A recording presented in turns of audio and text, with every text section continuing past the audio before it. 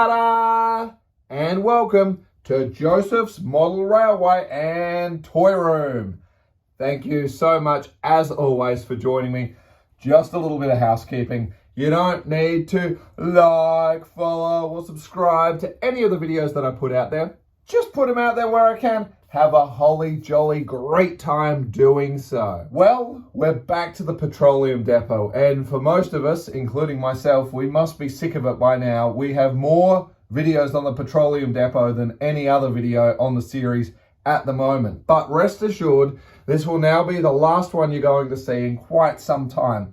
It's not 100% finished, but until we start to get some trains moving through there and start putting down our little figures and barrels and things like that, it is done for the most part. This is the bit where we have basically, you've got the lower level here, the main section, and then we've got the return section behind it. And it was basically, as you can see, we have to create these little segregations between the scene. And this one was always going to be a bit problematic. It's not 100% accurate, as we will see in the video, but at least we can keep the trains flowing around and we still have an image, while still distorted, still looks semi-passable and is pleasing to the eye. And I think that's what it was all about. So no mucking around in this one. Let's dive straight on in now and see how we've somehow managed to fuse the upper and lower levels together and create a bit of a scene that still creates a little bit of character and interest. So let's keep cracking with this back scene at the moment that we're up to in the Petroleum depot. Now,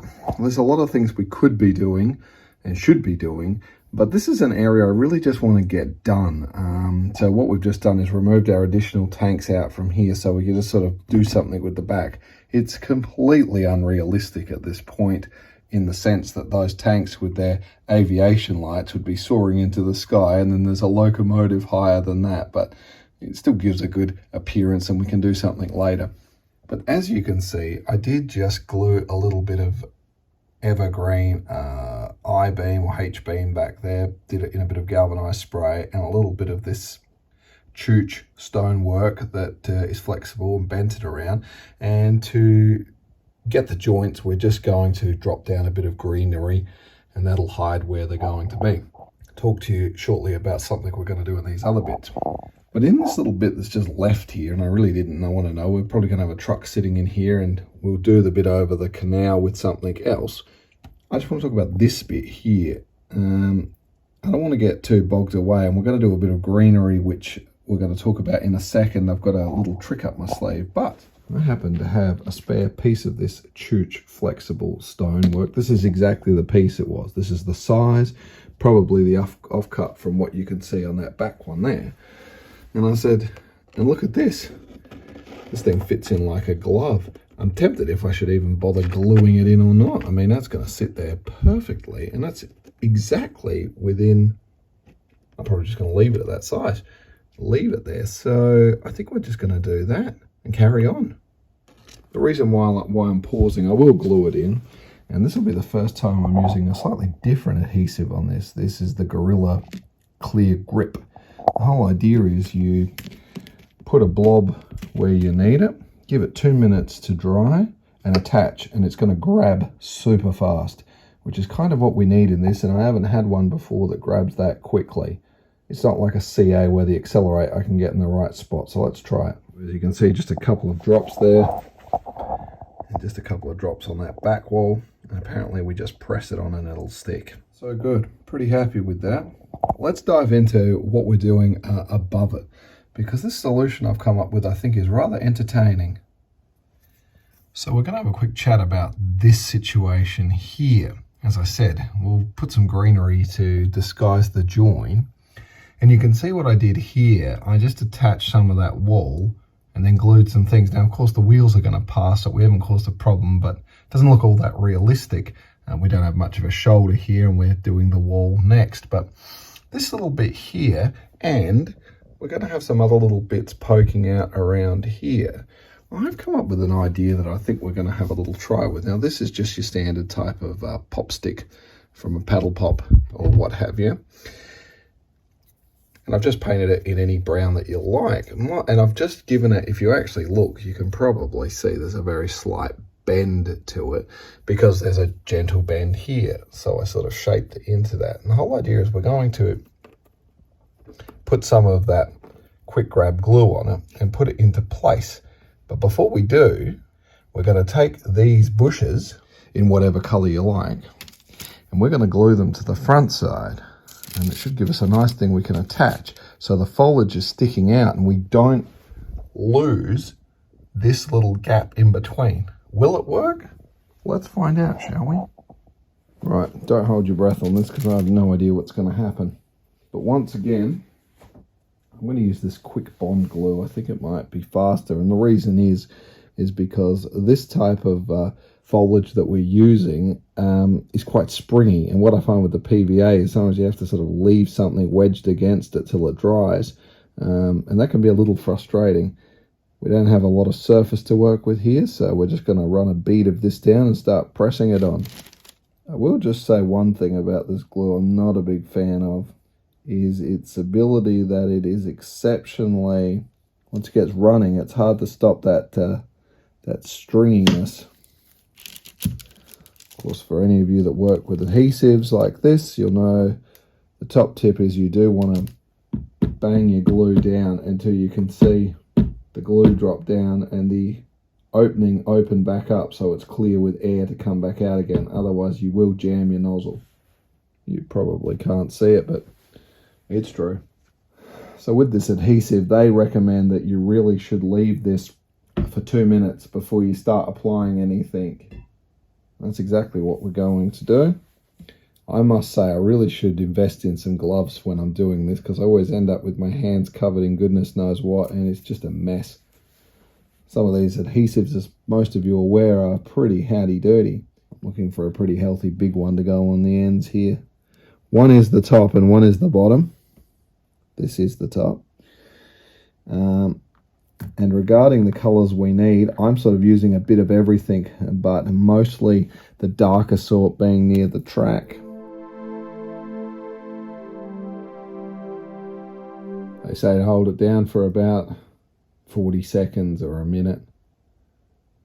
So I'm just going to use the weight of my hand just to compress them down. And don't worry if some are all a bit misshapen. That is what we want to do. Nothing we can't trim up with a pair of scissors a little later on. So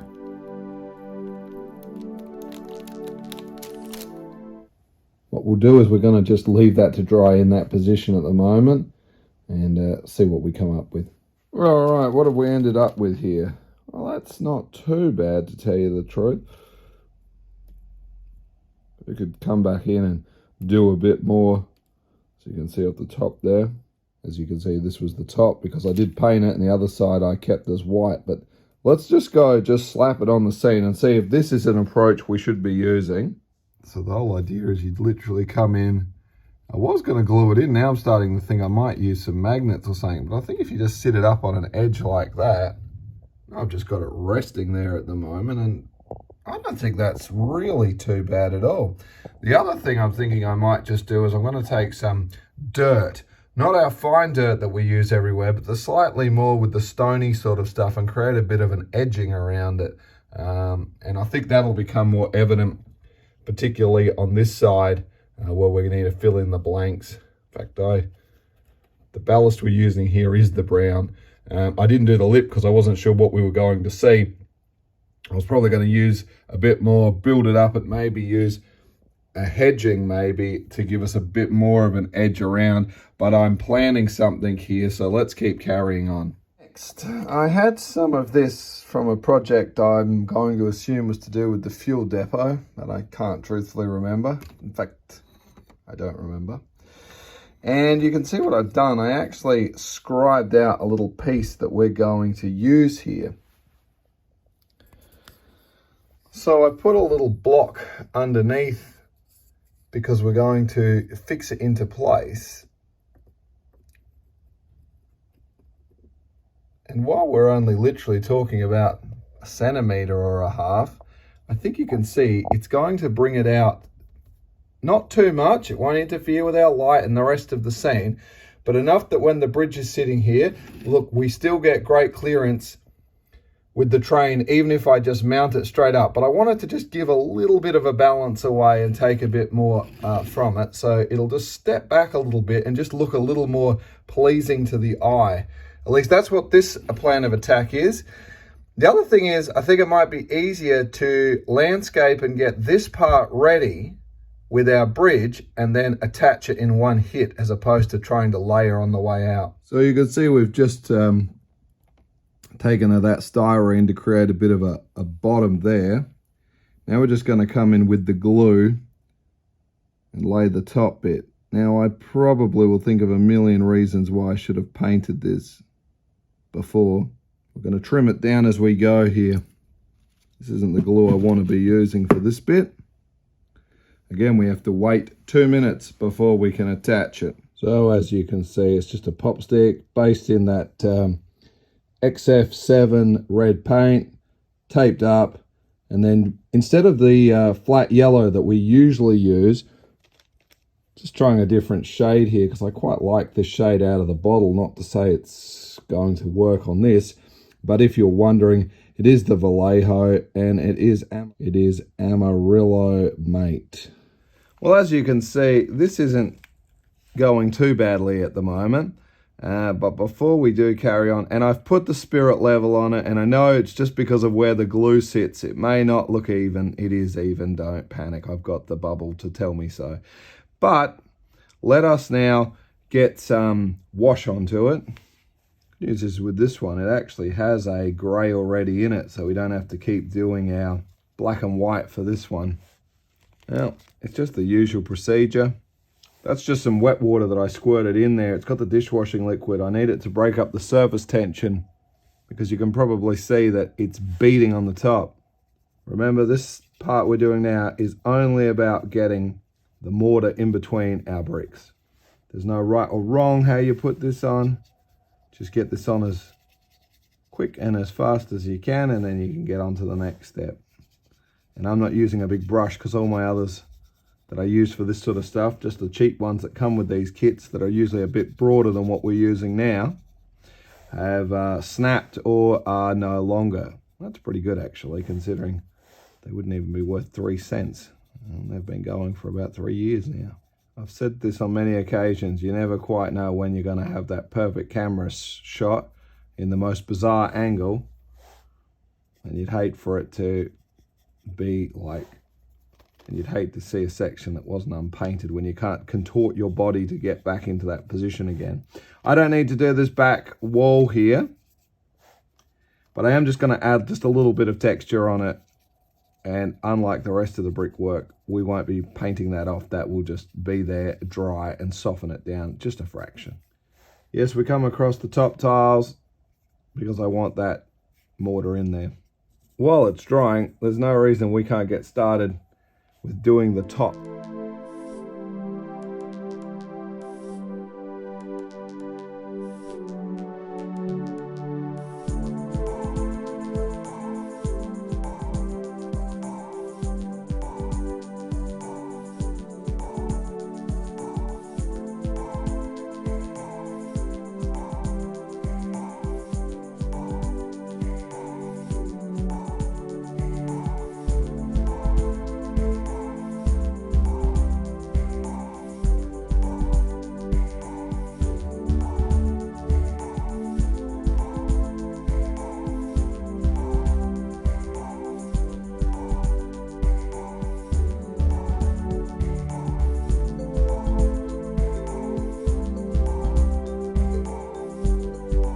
It's not too bad, just here.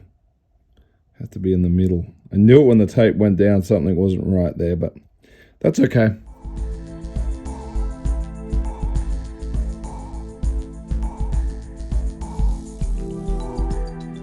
As you can see, we did end up just taking the other half of the styrene that we'd used, and I've just put it into place, and this isn't looking too bad at the moment. Now we're going to come in and create a bit of a wash on the top part of these bricks at the moment. See how we go. Now with this one, I'm actually going to use the dark one.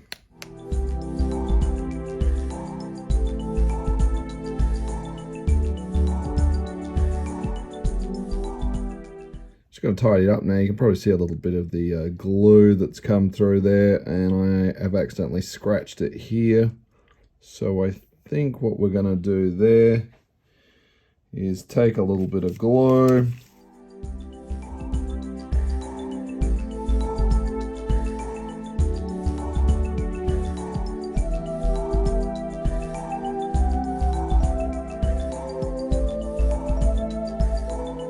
So with that glue applied, just get a little bit of this green stuff on a pop stick.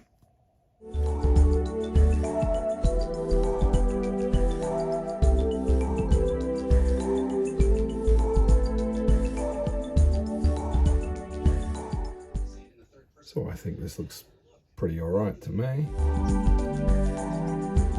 Bit of personalization. If anyone takes a peep at the back there, they'll know it was me. I'm just actually going to raise this up by about 1.5 mil, I think the rule of thickness is, and we're going to slide this in here. Trying a new product today. So we're going to use this super glue gel from Gorilla. It's pretty good stuff, but you do want to get this right before you start.